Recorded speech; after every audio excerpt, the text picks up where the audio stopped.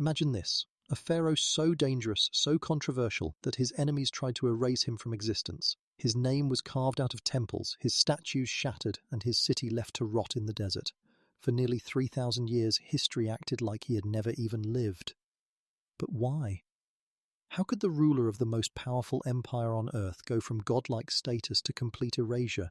Was he a visionary far ahead of his time, or a dangerous fanatic who nearly destroyed Egypt?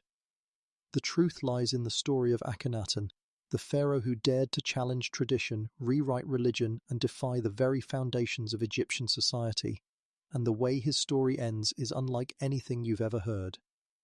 When Amenhotep IV first stepped onto the throne, no one expected him to change history. Egypt was at its peak, wealthy, powerful, and stable. He was supposed to continue the golden age his father had built, honoring the same gods, keeping the same traditions, and ruling the same way pharaohs had for nearly 3,000 years. But almost immediately, something felt different. This young ruler didn't fit the image of a typical Egyptian king.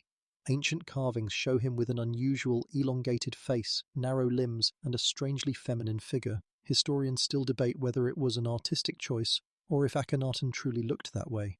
To his people it was bizarre, almost unsettling. And then there were the whispers. Stories claim that even before his reign he spoke of visions, of a blinding light that consumed everything. While others worshipped dozens of gods, he seemed fixated on just one, a single burning presence in the sky. At first it was subtle, a small shrine here, a prayer there. No one thought much of it, but soon it would become clear. Amenhotep IV wasn't just another pharaoh. He was about to tear down everything Egypt believed in. For thousands of years, Egypt's gods had ruled every part of life, from mighty Ammon, king of the gods, to Osiris, ruler of the underworld. Each temple, each prayer, each ritual kept the empire tied to its faith. The priests of Amun were among the most powerful men in Egypt, rivaling even the pharaoh himself. But Amenhotep IV was about to do the unthinkable. Instead of bowing to Amun, he began placing all of Egypt's devotion onto a single god, Aten, the shining disk of the sun. At first it seemed harmless, just a new emphasis on the sun's power, but soon prayers to other gods were cut back, temples were ignored, and festivals to Amun were cancelled. The priests were furious. To them, this wasn't just a spiritual insult. It was an attack on their power, their wealth, and their entire way of life. And the people? They didn't know what to think. Imagine living in a world where every part of your life is tied to dozens of gods, and suddenly your king tells you only one of them matters. Even in the artwork, the change was shocking. For the first time, the pharaoh wasn't shown as a distant, godlike warrior. Instead, carvings showed him kissing his queen, holding his children, and worshipping beneath the rays of Aten's sun. It was intimate, personal, and completely unlike anything Egypt had ever seen. But this was only the beginning. The young pharaoh wasn't just experimenting with religion. He was preparing to make the boldest, most dangerous move of his reign, one that would turn Egypt upside down. Amenhotep IV was gone. In his place stood a man with a new name, Akhenaten, meaning effective for Aten. With that single act, he declared himself not just a ruler, but the chosen servant of the one true God. By his side was Queen Nefertiti, one of the most powerful and celebrated women in history. In carvings, she wasn't shown as a silent queen in the background. She stood equal to the pharaoh, crowned, radiant, and worshipping Aten with him.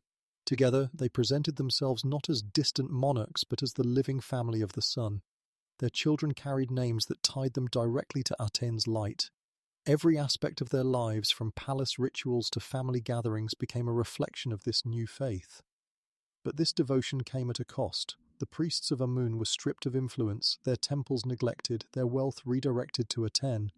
Lands once filled with offerings for the old gods were seized, and for the first time Egypt's spiritual heart began to shift.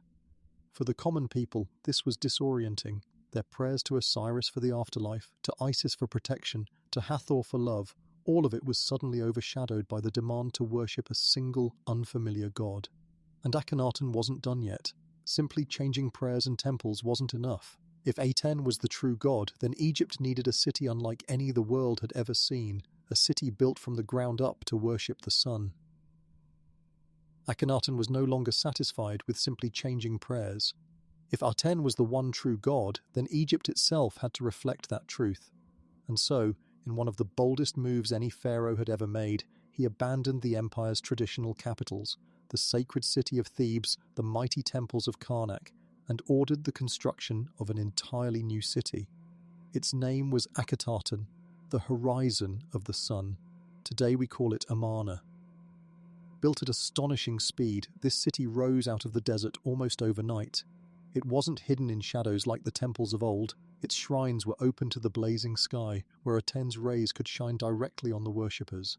No roofs, no dark sanctuaries, no hidden statues, just sunlight pouring down on the pharaoh and his people. The art of the city reflected this radical vision.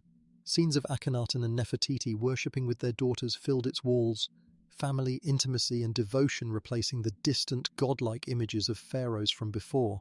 For the first time, Egypt's ruler was shown as a husband, a father, and a man touched by the divine light. But this city wasn't just about faith, it was a declaration of war against Egypt's powerful priesthood. By moving the capital, Akhenaten cut himself free from Thebes and its temples, stripping the priests of Amun of their influence and wealth. And yet, while Amarna glowed with Aten's radiance, cracks were already beginning to form. The empire's resources were stretched thin, its people confused, its traditions overturned.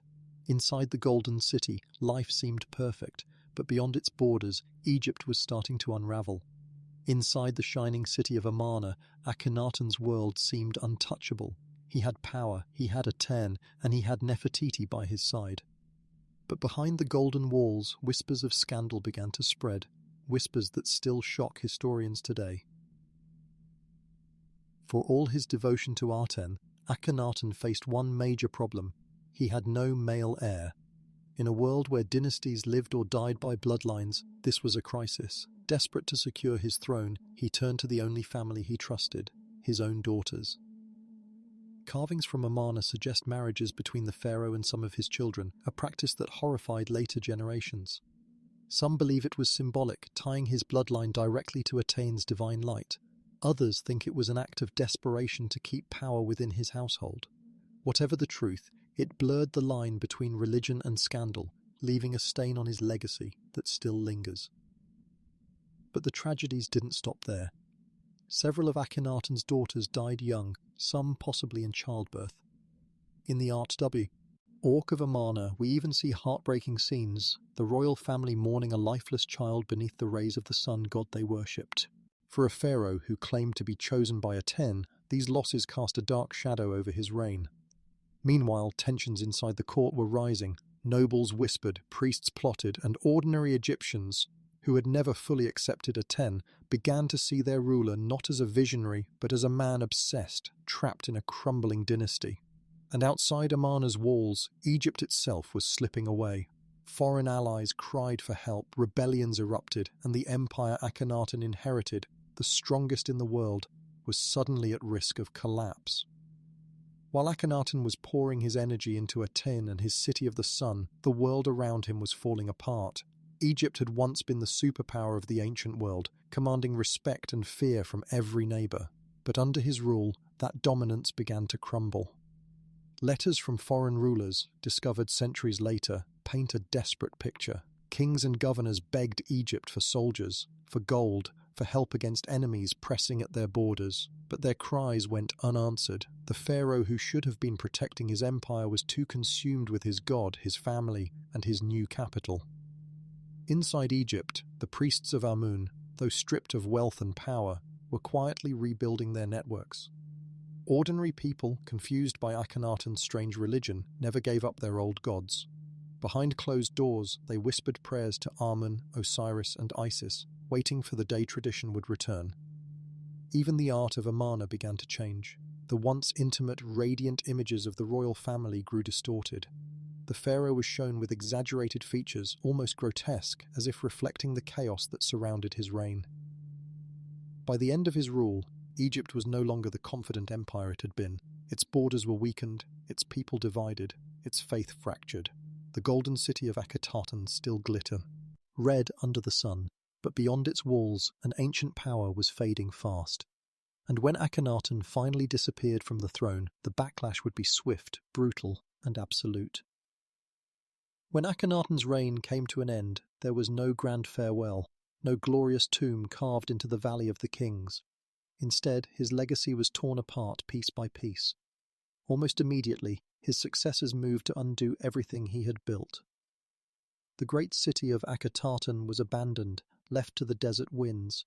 Statues of Akhenaten were smashed, his name hacked out of inscriptions, his memory condemned. On official king lists, it was as if he had never existed. Some believe Nefertiti briefly ruled after him under another name. Others point to his young son, Tutankhaten, better known today as Tutankhamun. Under the guidance of powerful generals and priests, the boy king restored Egypt's traditional gods, even changing his name from Tutankhaten to Tutankhamun to honor Amun once again. The priests reclaimed their temples, the old rituals returned, and Aten was reduced to nothing more than a footnote in history. Akhenaten's dream of one god, one faith, one city, all of it was erased. For nearly 3,000 years, his story remained buried beneath the sands, his name spoken only in fragments, his face shattered beyond recognition. It wasn't until modern archaeology uncovered Amarna that the world rediscovered the pharaoh who had dared to defy tradition. To some, he was the world's first true monotheist, a visionary far ahead of his time. To others, he was a reckless fanatic who nearly destroyed an empire. But one thing is certain, Akhenaten was a man so controversial that his enemies tried to erase him from history itself. Akhenaten's story is one of the greatest enigmas of the ancient world. He rose as a pharaoh destined to rule a golden empire, but instead he chose to rewrite its very soul. In less than 2 decades, he dismantled traditions that had stood for 3,000 years, built a city devoted to a single god, and tried to force an entire civilization to abandon the beliefs that defined them. And for that, history struck back. His enemies erased his name, destroyed his monuments, and buried his story so deeply that it would not be uncovered for millennia. To them, Akhenaten was a dangerous heretic whose vision nearly broke Egypt apart. But today, some see him as something very different. A revolutionary thinker, a spiritual pioneer, maybe even the world's first true monotheist. The truth is, we may never know who Akhenaten really was. Visionary or fanatic, hero or heretic. What we do know is this: he dared to challenge the gods of Egypt and paid the ultimate price. So the question remains, was Akhenaten erased because he was a mad ruler who nearly destroyed his empire, or because he was centuries ahead of his time?